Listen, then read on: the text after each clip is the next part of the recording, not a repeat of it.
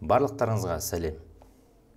Балалар, бүгін біз past simple irregular verbs'терімізді сабағымызды жалғастырамыз. Lesson 32 алдында біз 21 етістік өткен болатымыз, е? 21 дұрыс емес етістік өткен болатымыз. Бүгін 22-ші. 22-ші дұрыс емес етістігіміз бізде begin, began және began. Begin, began, began. Бұл не деген сөз? Бұл бастау. Start деген етістікке ұқсайды, яғни бастау, яғни екеуі де бірдей былайша айтқан кезде. Мысалы, сабақ 1 сағат бұрын басталды деп айтатын болсақ. Нақты сабақ, the lesson, яғни басталды деп өткен шақта айтатын болсақ, біз екінші формасын қолданады екенбіз, е балалар? Ұмытпаңдар. Қалған past simple, то есть present simple'да болсын, жаңа сұрақта болсын, болымсыз сөйлемдерде болсын, біз тек қана бірінші сөйлемде ғана қолданамыз. Біз манағана екінші форманы тек қана өткен шақта және болымды сөйлем болған кезде ғана айтамыз. Ал сұрақ болған кезде өткен шақтың сұрағы ол did'тен басталады. Сол үшін де өткен шақтың екенін ол did деген сөз білдіреді. Ал болымды сөйлемде осы екінші формасы білдіреді екен. The lesson began, яғни an hour ago. 1 сағат бұрын. Ago деген бұрын деген сөз. Енді қараңыздар балалар, мына жерде сағат деп тұр, е? Сағаттың алдына сағат саналады, е? 1 сағат, 2 сағат деп сағат саналады. Сол үшін де алдына біз не қойып отырмыз? Артикль қойып отырмыз. Не үшін біз n деген артикль қойып отырмыз? Себебі мына жерде қараңыздар, h әрпі ол дауыссыз ғой. Ал біз дауыссыз болған кезде не қойымыз керек еді? Деген артикль қойымыз қажет еді, е? Бірақ қараңыздар, мынау дауыссыз болғанымен, бірақ оқылған кезде бұл h әрпі оқылмайды. Hour, how деп айтпаймыз, hour деп айтамыз. Жақсы ма? Сол үшін де мына оқылмағандықтан, одан кейінгі тұрған әріп дауысты әріп болғандықтан, мына жерде артикліміз n болып кетіп отыр. Сонда an hour болады. Яғни оқуға, тілге жеңіл болу үшін an hour ago деп айтамыз. Бұл да тұраны білу деген етістік сияқты, е? Know деп жазамыз, бірақ know деп оқимыз ғой. Тура сол сияқты мынау hour деп жазылады, бірақ оқыған кезде hour деп айтамыз. Яғни сағат деген сөз. Бірінші әріп оқылмағандықтан, екінші әріп дауысты әріппен басталып тұр. Сол үшін де артиклі n болып кетті. An hour ago. Түсінікті ғой, балалар? Келесі мысалымыз, мысалы, кино сағат 2-де басталды. Film, movie деп айтуға да болады. The film began at 2 дей салайық міне.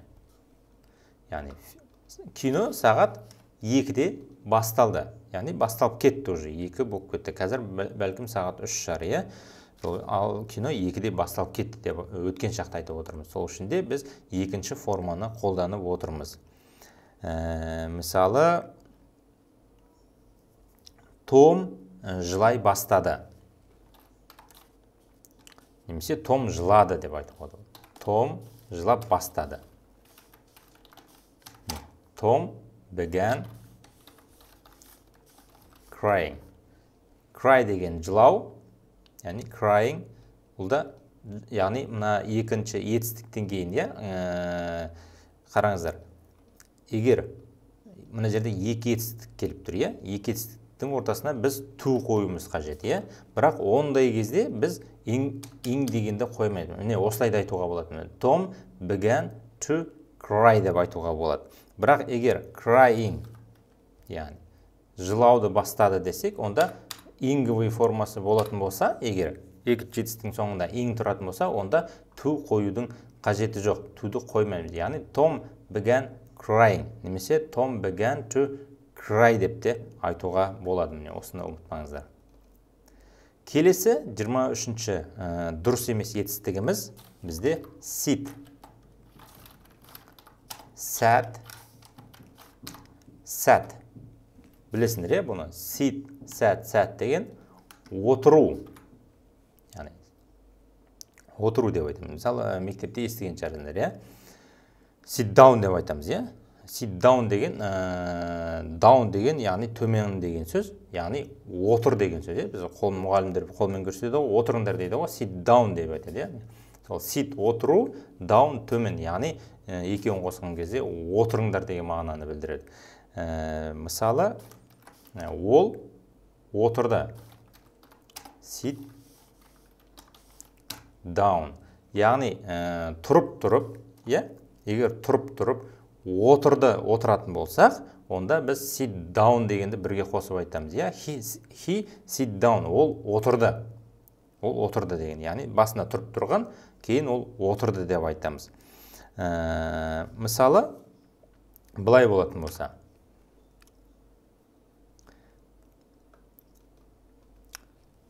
Өткен шақ. Sat down. Екінші форма қолданамыз. Енді қараңыздар. He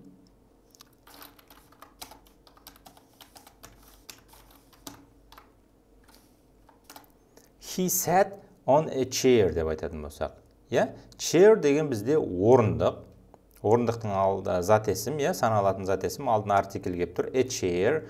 On деген білесіңдер, үстіне деген мағынаны білдіреді. On a chair, яғни орындыққа, орындықтың үстіне деген сөз. He sat. Бұл жерде down жоқ. Қараңыздар. Яғни бұл нені білдіреді?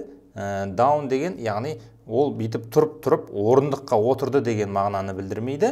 Керісінше ол, мысалы, мен қазір отырсам, креслода орындықта отырмын делік. Сонда I sat on a chair.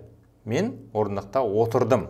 Ол отырды. Яғни тұрып-тұрып отырған жоқ, жалпы ол отырды. Сол жерде отырды деген мағынаны білдіреді.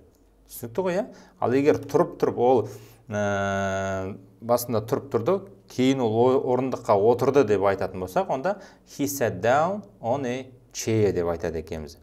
Қазір, мысалы, келесі мысалымызда түсінікті болады. Мысалы, ол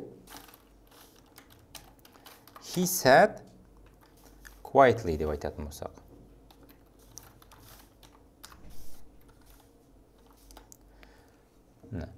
Quiet деген тыныш деген сөз. Quietly тыныш отырды деген сөз.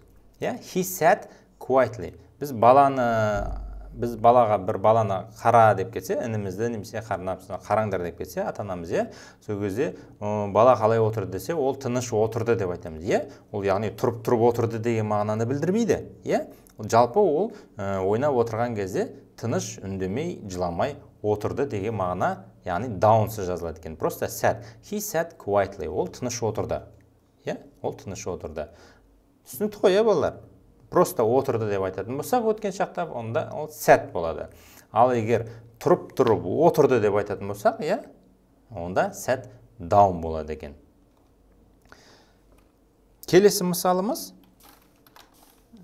керісінше true. Stand, stood.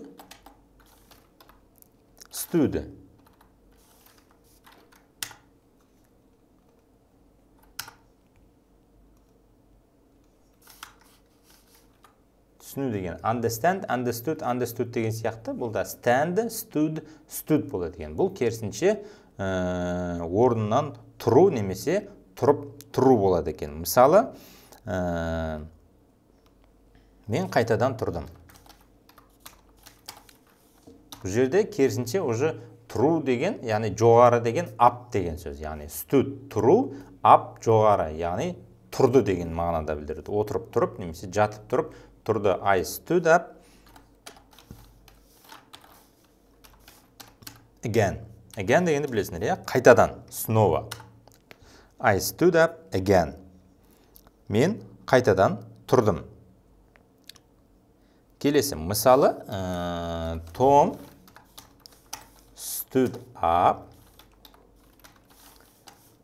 suddenly.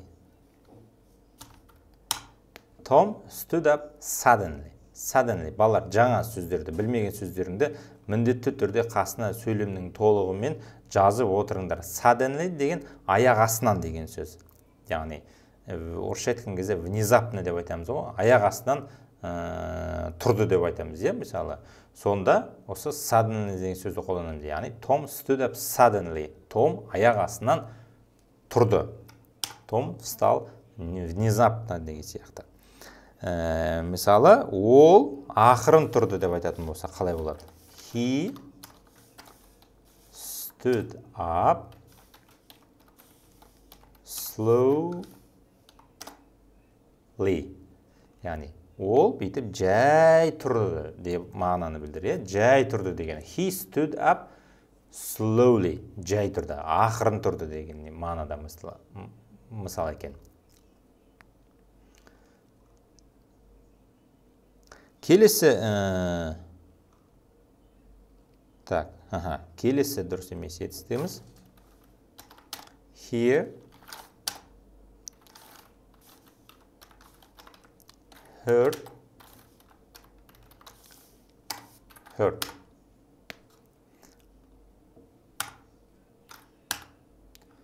Бұл балалар есту. Тыңдаумен шатастырмаңдар. Тыңдау деген бізде listen, Listen, ол дұрыс етістік. Оның өткен шағы listened болады, иди қосылады, егер соңында, егер өткен шақты айтатын болсақ, соңына иди қосып айтады екенбіз. Ал есту деген бұл дұрыс емес етістік екен. He, heard. Есту. Мысалы, мен барлығын естідім деп айтатын болсақ, I heard барлығын everything. Мен барлығын естідім. Мен барлығын тыңдадым деп айтатын болсақ, онда I listened everything болады. Мен барлығын естідім дейтін болсақ, I heard everything болады екен. Мысалы, мынандай сөйлем бар екен. Мен ол оқиғаны бірінші рет естідім. Немесе ана оқиғаны.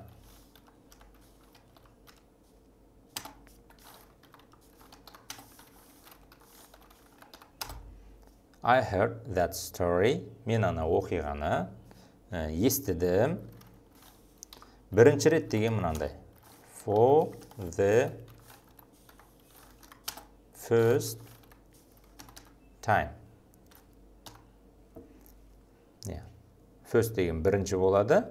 Жалпы барлығы қосылып, for the first time деген сөз, бірінші рет деген сөз. Впервые раз, впервые. Алғаш рет деген сөз. For the first time, алғаш рет естіп тұрмын, бірінші рет естіп тұрмын деген мағынаны білдіреді осының 4 сөздің барлығы қосылып. Сонда, I heard that story for the first time. Мен ана оқиғаны бірінші рет естідім. For the first time. For the first time. Осыны жаттап алыңыздар. For the first time. Бірінші рет. Екінші рет болса, for the second time болады. Second time. Келесі, мен бұны жиі естідім.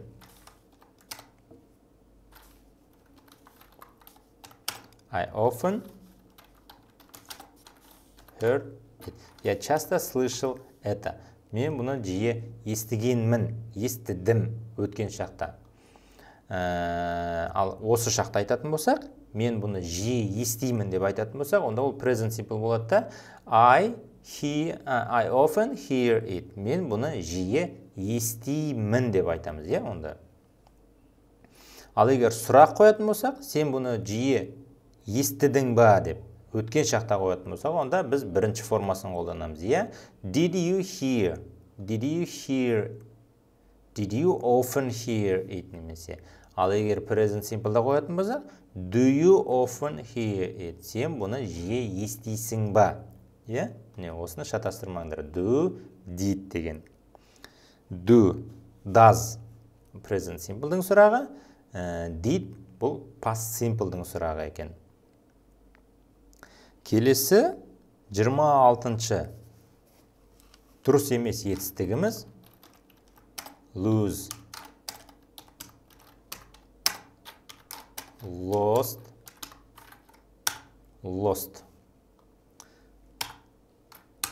жалпы lose, lost'тың бірінші мағынасы бұл жоғалту екен балалар. Бір нәрсені жоғалтқан кезде біз осы етістікті қолданады екенбіз. Мысалы, ол өзінің кілттерін жоғалтып алды.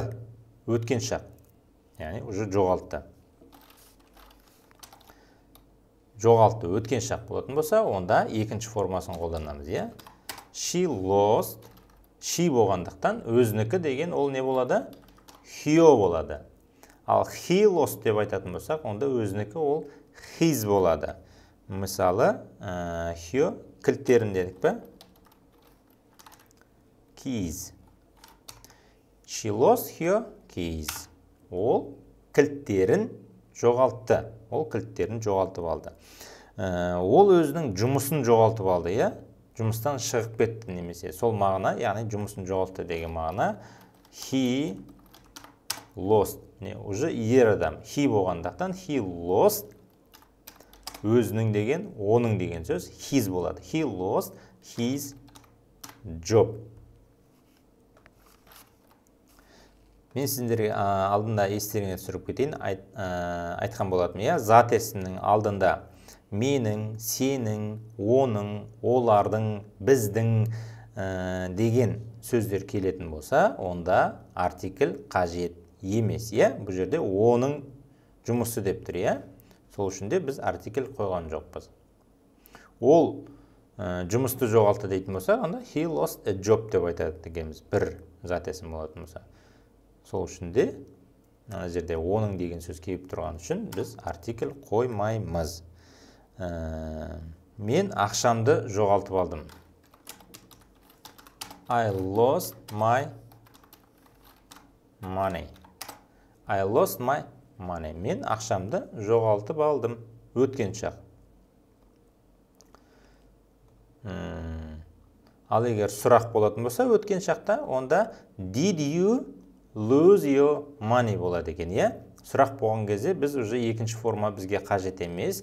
Бізде ол өткен шақ екенін білдіретін сөз, ол did болғандықтан біз уже бірінші формасын қолданып айта береміз. Did you lose your money? Немесе do you lose, сен әрдайым жоғалтасың ба деген сияқты постоянно болатын болса, осы шақта болатын болса, онда do you деп сұраймыз. Өткен шақта болса, did you lose деп айтамыз. Келесі 27-ші дұрыс емес етістігіміз бұл speak. Speak сөзін сендер жақсы білесіңдер, иә? Бұл speak бір тілде сөйлеу, немесе біреумен сөйлесу, бұл дегеніміз дұрыс емес етістік екен. Және бұның екінші формасы speak, spoke. Екінші формасы spoke болады. Spoke, содан кейін барып үшінші формасы spoken.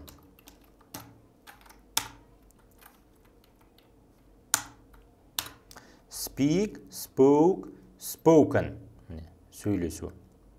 Мысалы, біз ағылшынша сөйлейміз деп айтатын болсақ, we speak English деп айтамыз, иә? Мен ағылшынша сөйлеймін, I speak English деп айтамыз. Ол ағылшынша сөйлейді, he speaks, s қосып айтамыз, he speaks English. Ол ағылшынша сөйлейді. Ал енді біз ағылшынша сөйледік өткен шақта болатын болса, we spoke English болады екен. We spoke English. Ол ағылшынша сөйледі болатын болса, онда he spoke English. Бұл жерде уже s іштенге қоспаймыз, себебі бұл past simple, иә? Past simple болғандықтан, past simple'да I, you, we, they, he, she, it барлығыны етістіктің екінші формасы, немесе дұрыс етістік болса, оған ed қосып айтылады екен, бітті. О, ешқандай s қосылмайды. We spoke English, he spoke English, I spoke English, she spoke English. Барлығына бірдей болады екен. Келесі мысал, Том французша сөйлесті өткен шақта. Том деген бізде ер баланың аты, иә? Мысалы, Том французша сөйлейді деп present simple айтатын болсақ, онда speaks деп айтатын едік, иә? Міне, осылай айтатын едік. Том speaks French деп айтатын едік. Яғни, Том французша сөйлейді деп айтатын едік, иә, present simple'да сөйлейді. Бірақ Том французша сөйледі деп айтатын болсақ, онда екінші формасын қолданады екенбіз. Том spoke French. Том французша сөйледі. Олар қатты сөйледі. Немесе олар қатты сөйлесті. They spoke loudly. Олар қатты сөйлесті. Loudly, яғни громко деп айтамыз, иә, дауысын қатты шығарып сөйлесті деген сияқты. Олар ақырын сөйлесті, яғни тихо разговаривали дейді. Дауысы ақырын деген сөз.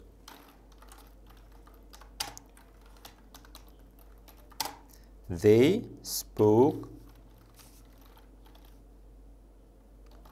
quietly.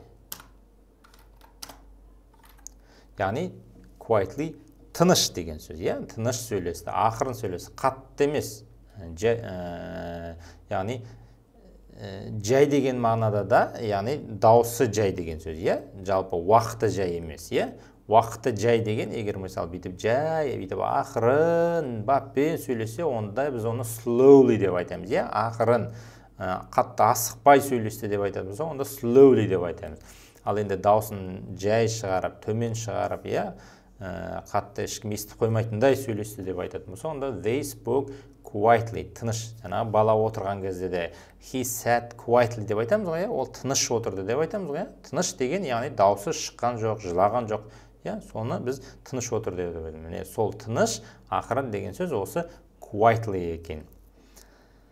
Келесі 28-ші етістігіміз бізде pay. Paid екен. Paid. Бұл бізде балалар төлеу деген мағына, яғни. Орысша айтқан кезде платить, яғни бір ақша төлеу, иә? Магазинге барған кезде біз ақша төлейміз. Заплати, плати, заплатил, төледім, төлеу деген сияқты сондай сөздерді қолданамыз. Соның ағылшыншасы paid екен. Мысалы, мен ағылшын сабақтарына, яғни осы ағылшын сабақтары, мысалы, тегін емес қой, ақша оқып отырсыңдар. Сол мен ағылшын сабақтарына төледім деген өткен шақта болатын болса, мен төледім деп айтып отырмыз. I paid. For бұл жерде үшін деген сөз. For English lessons. I paid for English lessons. Мен ағылшын сабақтары үшін төледім өткен шақ. Төледім. Менің анам менің ағылшын сабақтарыма төледі. My mom немесе my mother төледі. My mother paid for my English lessons. My mother paid for my English lessons. Менің анам төледі. Менің анам менің ағылшын сабақтарым үшін төледі. Менің ағылшын сабақтарым үшін төлеп қойды. Мысалы, Did you pay for your English lessons? Деп, мысалы, өткен сұрақ қоятын болсам, сен ағылшын сабақтарың үшін төледі ма? Немесе Did your mother pay? Бірінші ол кезде, уже сұрақ болған кезде біз біріншісін қолданамыз. Did your mother pay for your English lessons? Немесе for the English lessons деп айтамыз. Сол кезде I paid, төледім деп айтатын болса, I paid for my English lessons деп айтады екенбіз. Немесе my mother paid for my English lessons деп. Біз осы айға төледік деген қалай болады екен? Немесе біз осы ай үшін төледік деген сияқты, We paid for this, мынау үшін. For this, ары қарай не? Мынау не? Мынау ай, month. Мына ай үшін төледік. Біз мына ай үшін, біз бұл ай үшін төледік. We paid for this lesson. Мінекей балалар, бүгін міне 7 дұрыс емес етістігімізді бітірдік. Бір рет қайталап шығайық. Бүгінгі дұрыс емес етістігіміз begin, began, began. Яғни өзі бүгінгі жалпы мағынасы бастау, бүгінгі сабағымызды бастап отыр. Begin, began, began. Бастау. The lesson began an hour ago. Сабақ 1 сағат бұрын басталды. Өткен шақ. The film began at 2. Кино сағат 2-де басталды. Tom began crying. Немесе Tom began to cry. Том жылай бастады. Немесе жылады деп те айтуға болады. Sit, sat, sat. Отыру. He sat down. Ол отырды. He sat on a chair. Ол орындыққа отырды. Ол орындықта отырды. He sat quietly. Ол тыныш отырды. Stand, stood, stood. I stood up again. Мен қайтадан тұрдым. Tom stood up suddenly. Том аяқ астынан тұрды. He stood up slowly. Ол жаймен тұрды. Жаймен ақырын тұрды. Не спеша деген мағына. He heard. I heard everything. Мен барлығын естідім. I heard that story for the first time. Мен ол оқиғаны бірінші рет естідім. I often heard it. Мен бұны жиі естідім. Lose, lost, lost. She lost her keys. Ол өзінің кілттерін жоғалтты. He lost his job. Ол өзінің жұмысын жоғалтып алды. I lost my money. Мен ақшамды жоғалттым. Speak, spoke, spoken. We spoke English. Біз ағылшынша сөйлестік. Tom spoke French. Том французша сөйледі. They spoke loudly. Олар қатты сөйлесті. They spoke quietly. Олар ақырын, жай, тыныш немесе сөйлесті. Pay, paid, paid. Төлеу. I paid for the English lessons. Мен ағылшын сабақтарына төледім. My mother paid for my English lessons. Менің анам менің ағылшын сабақтарым үшін төледі. We paid for this month. Біз бұл ай үшін төледік. Мінекей балалар, осымен барлығы 28 дұрыс емес етістік өтіптік. Біздің жоспарымыз 70 ең жиі қолданылатын 70 дұрыс емес етістікті үйрену. Біз сол мақсатымызға ақырын келе жатырмыз қадам басып. Сол үшін барлықтарыңызға сабырлық, барлықтарыңызға сәттілік. Олай болса келесі сабағымызға кездескенше барлықтарыңызға сау болыңыздар дегім келеді.